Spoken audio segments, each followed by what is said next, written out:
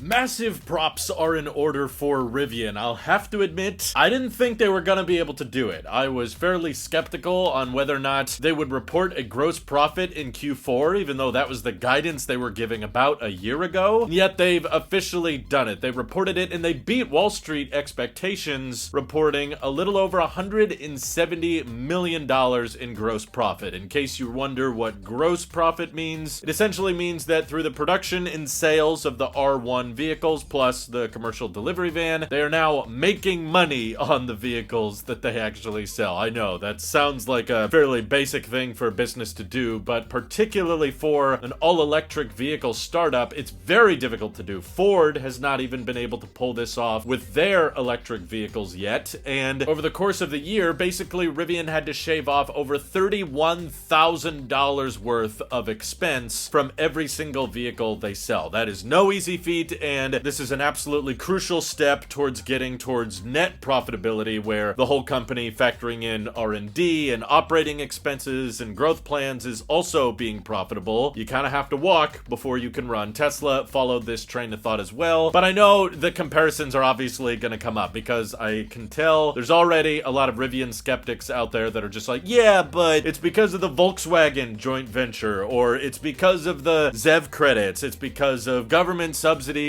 and of electric vehicle credits. That's why Rivian posted a profit. It's not really genuine. To which I say, hold your horses a little bit, okay? Tesla took advantage of these exact same programs. They still are, by the way, and it still took them quite a bit of time. Keep in mind, Tesla was founded in 2003. Rivian was founded in 2009. So it's very, very difficult to get a brand new automotive company to become net profitable in a short amount of time. So cut them some slack. And also keep in mind, Rivian is entering the market and trying to ramp up towards profitability at a very different time than Tesla. But the good news is, through the Department of Energy loans being granted and through their partnership with Volkswagen, they now have sufficient liquidity to keep the company afloat for a further 3 years, and they issued a lot of exciting guidance for the future. So they're expecting to deliver just about the same number of vehicles in 2025 as 2024, around 50,000, depending on interest rates and depending on seasonalities. It could be a little more or a little less than that. But what's exciting is they expect to post another gross profit for the entire calendar year of 2025. And Rivian has a pretty great track record now of delivering on what their guidance is. That's what they accomplished in 2024. They said they would deliver this much, and they said they would make this much, and they did that. So now they're saying they expect 2025 to be a gross profitable year, but again, not a net profit, because there's a lot of manufacturing expense and tooling that's going into the R2. But that was other good news we heard today. They've already started the early tooling phase of the R2 line, and they've also said they've completed winter testing on their R2 test mules. I want to see where these test mules are, because as far as I was aware, Rivian only had like one R2 in existence, but apparently they're winter testing some prototypes right now. Maybe they don't want to cause an Osborne effect, so they're not going to reveal too much about the R2, but it was interesting to hear an earnings call where the CEO actually knows about the product and is willing to answer investor questions instead of telling investors that you're asking the wrong questions. The future is robo-taxis. Although on that same note of autonomy, RJ talked a lot about how much better their autonomy platform is going to be getting in the next year. And that was another piece of exciting announcement. They said they're going to have hands-free driver assist on highways for Gen 2 vehicles within the matter of weeks. So before,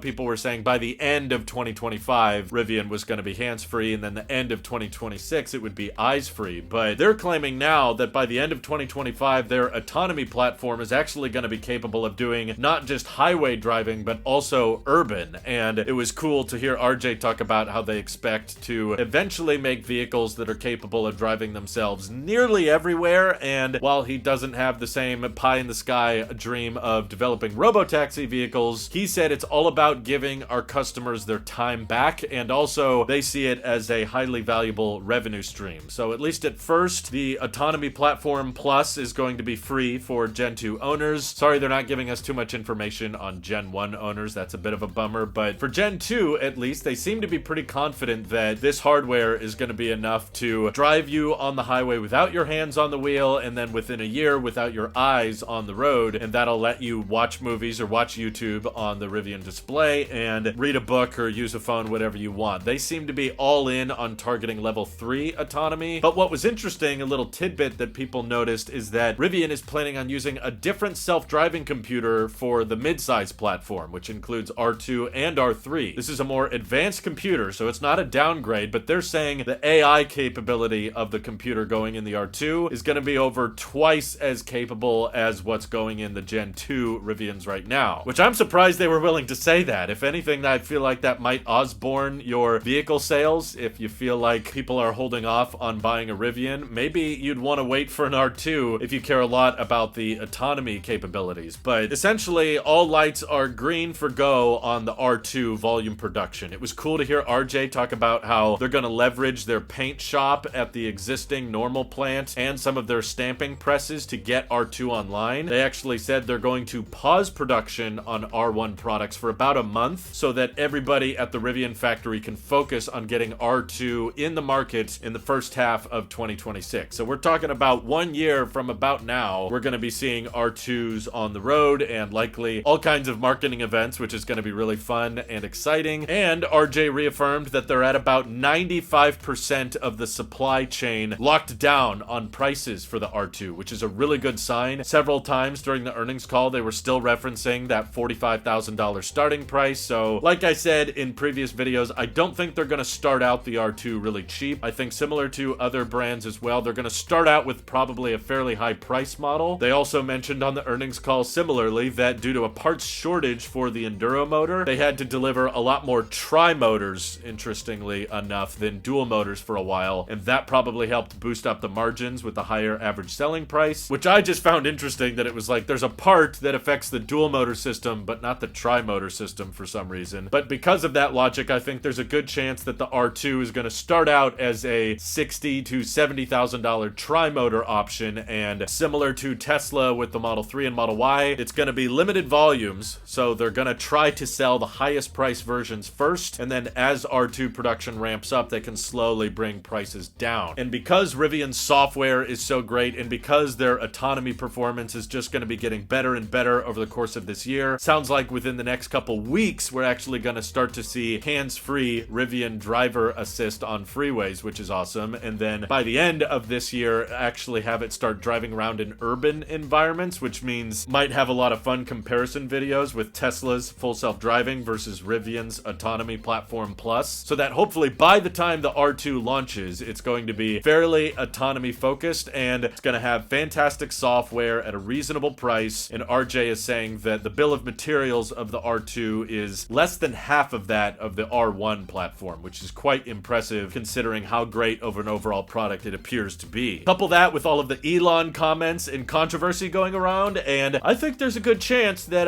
Mr. Musk is going to be selling more R2s than anybody. Depending on where you live in the country, owning a Tesla is starting to become a liability, I'm afraid. So a lot of people out there are probably going to be lining up for their R2s. You've still got the NACS port, and you've still got a company building out their own adventure network. But as of course, scaling up production of the R2 is going to come with a lot of challenges. Hopefully Rivian can expand on their service network and also try to lower the price of their DC fast charging, because recently it's gone up a bit and a lot of existing Rivian owners are quite upset with how expensive it is to recharge their R1 vehicles. But unfortunately, that's just kind of the nature of developing EVs that aren't that efficient. If you're only getting 2 to 2.5 miles per kilowatt hour, that's the efficiency range where electric is really not that much cheaper than gas, at least if you're DC fast charging. But with the R2, hopefully it'll be a much more efficient vehicle because it's smaller, it's lower weight, and it should have a better aerodynamic emphasis. Hopefully that means that road tripping in the R2 is going to be quite a bit more affordable than an R1S. But I have to admit, it's just an amazing milestone for Rivian as a company, even though yes, it was partly achieved through ZEV credits and through the Volkswagen deal. Still though, it's impressive that this is the second US EV manufacturer to post a gross profit in history. Tesla was the first, of course, and a lot of people were convinced that Tesla was the only company that could do it. And now we're seeing there's another player in the game, and it's not a legacy automaker. It's a company that cares about software and a company passionate about autonomous driving. So very exciting future for Rivian. Feel free to let me know your thoughts on the state of the company down in the comments below. And thank you to everybody supporting this channel directly. Seriously, helps us out a ton, as does just watching watching these videos. So thanks again. Have an excellent rest of your day.